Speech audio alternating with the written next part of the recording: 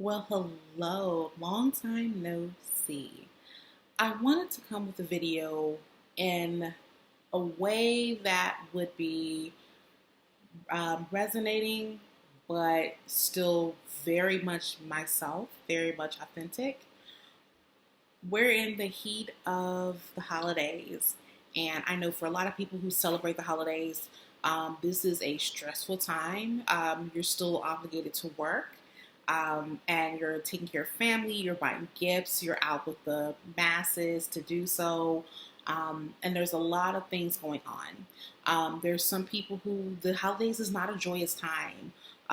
And so this is even more heightened stress and frustration, depression, anxiety, all those things can start to meddle together very quickly. And I wanted to give some tips and practical advice on how to really do this thing called self-care. If you have been following me for a bit, you know that I don't think self-care is just sheet mask and treat yourself. True self-care, the lens that I look at it from, and I'm not a practitioner or anything like that, but I have a lot of experience. Self-care, under the lens that I look at, it's like you're taking care of a child. So when you have a child, you are going to do the things that will best benefit and help promote and grow and protect that child, because they can't do for themselves, and you're going to want to help flourish them, help water them, and get them to be better. If you didn't have a great childhood or life, you can, in a way, retrain yourself by kind of parenting yourself. Life isn't fair. If life was, there wouldn't be so much or any depression, anxiety, or any of these sorts of issues. There would be just perfection, and everybody would be happy, and the world would just be a great, grand place. However, we live in reality, and so because of that, there are things that occur. So to help yourself, look at yourself in that light. Would I let my 8-year-old eat pizza for 4 days straight? No.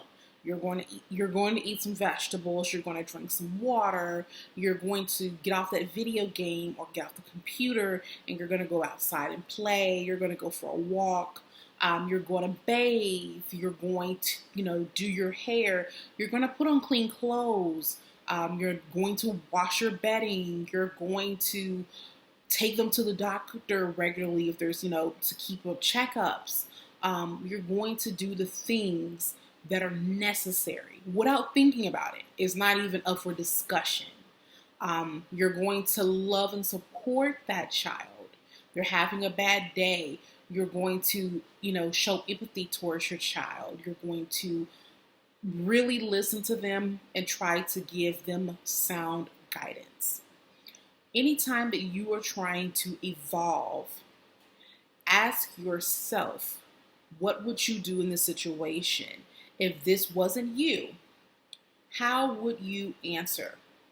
And I bet 9 times out of 10, if we were to take that lens of looking at ourselves as ourselves, but as a third party, we would say, yes, you can be cute and confident, but you are not eating the best. So you need to start, eating healthy and making sure that you're getting your water and you're moving around.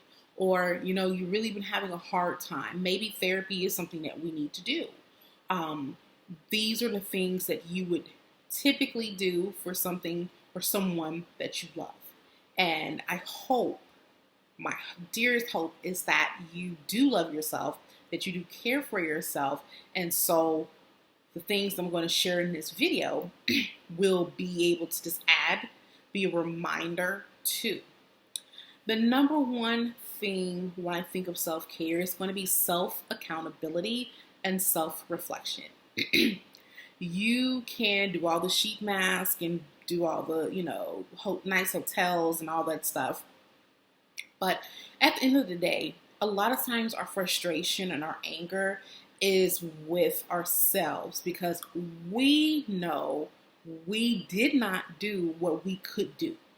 We didn't perform at the level that we could perform. And we sucked. That's really it. We sucked. And, most people don't like to say that. They don't like to admit that they did. If they weren't at their best, they want people to validate them. If you have to keep going around and around and talk about it to see if someone else can validate and say, oh, girl, yeah, everyone's like that. Or, oh, yeah, when I have this experience, I had that too. Like, no, you didn't do what you should do. So let's say, for example, you're setting out to work out 3 times a week. Monday, Wednesday, Friday. Mondays for some people can be very difficult because you have to go to work. And so you're not happy. And so Sunday, more than likely, you didn't sleep well. So you're sleepy, you're cranky, probably didn't make good choices food-wise if you didn't meal prep like you were supposed to on Sunday to be prepared for Monday. Time to get ready to go to the gym and you're debating like, I'm tired, I'll go tomorrow. And you don't. And Wednesday happens and you don't. And so we get all the way to Friday and you haven't been to the gym not once. You feel bad, the scale isn't going down. It's maybe could potentially it could go up, or it's just not moving. You're not hitting your goals, your targets. Self-accountability, it's going to be the best care you can ever give yourself. So that could be, I need to go to therapy. I'm not okay. And I don't want to rely on friends because your friends are not your therapist. Your friends are not medically trained professionals to assist you objectively. Friends to me are, I wouldn't say optional, it depends on how you think about it, but friends are fun time things. Now, sometimes you do experience some hard things and they can be there to support you, but your foundation has to be one on yourself. And if it's that to that extent, getting a therapist as a definite, strong support foundation until you're able to self-manage. And that's just the facts. I know that we like to scapegoat it. I know therapy still has an extremely horrid rap, especially for people of color, especially Black people, and especially Black women.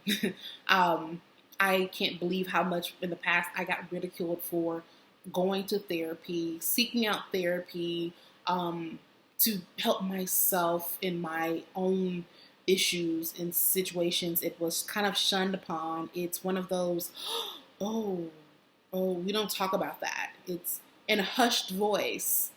Oh, you don't want to say that out too loud. They'll think you're crazy. You're supposed to be strong. You're Black. And so therapy is a good thing if that is something that you are needing, and it doesn't have to be forever. Heck, it can be a few sessions just to kind of get your head right so that you can continue moving. The other piece of this is self-reflection. So I keep a journal. I've had a journal over, a lot of my life, And that was the way for me when I grew up, because I didn't grow up very well, that I could write what I had to say without fear of consequences and repercussions, because I wasn't in a place to where I could verbally say things and not experience certain traumas because of it. Journaling now as an adult helps me to kind of talk things out mentally, and I can refer back to those later down the road to see how far I've grown, or maybe to see if I'm regressing. But those two parts are so paramount for your self-care. Now, the other things I'm going to show today will be things for self-care as well.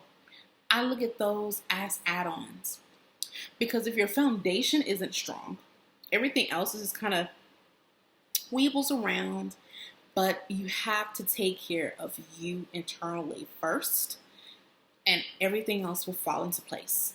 That I can promise you, because if you're able to operate in inside out, you will be good.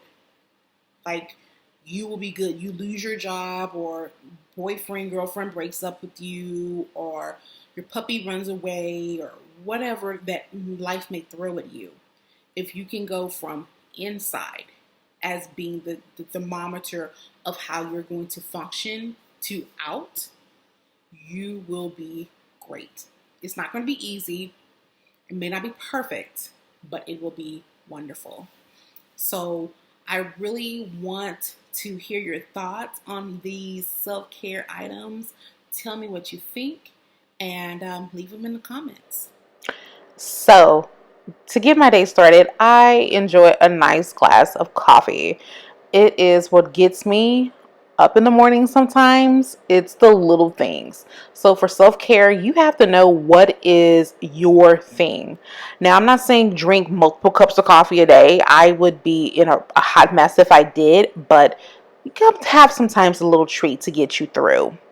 Next thing is going to be working out. I like working out in cute workout gear because I like to look at myself when I work out. Working out, whatever that may be for you, it could be jump roping, it could be walking on the treadmill, it could be weightlifting, it could be a number of things. For you to take care of yourself and to live your best life, you need to be in the best possible body you possibly can be. When you are healthy, your mind is open to so much that you're able to have those ideas, have the energy to actually execute those said ideas and make the life that you want a reality. If you're not healthy, you aren't really living. And if you're someone who has anxiety and depression, you know how it feels to have good days and bad days. Next up is something that I find relaxing as a means of self-care, which is cleaning. And I really enjoy cleaning my makeup brushes. It's very, very calming to me. I love using Dawn. I used to use that back as a makeup artist, and it gets the job done.